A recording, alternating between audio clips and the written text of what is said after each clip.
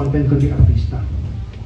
Artista pa rin ang principal ng batayan. Ikalawa, nawala na ang D&E audiences. Tapos ikatlo, may mga preferences sila na papanoorin.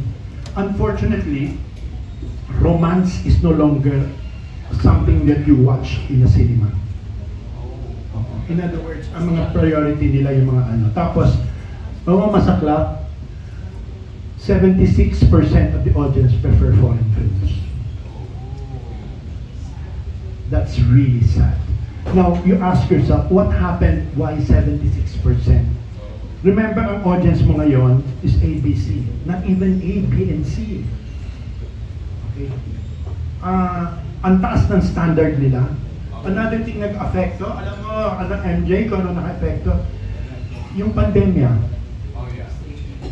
Nasanay na manood ka na lang sa bahay. At saka, kakapanood mo ng mga Korean drama, tumakas ang antas mo ng production. Okay?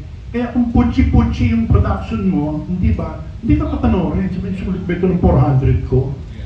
Hindi ba? So tumaas ang antas. It's both bad and good. It's bad because nag-limit ang nanonood, but it's good because tumaas ang standard ng manonood.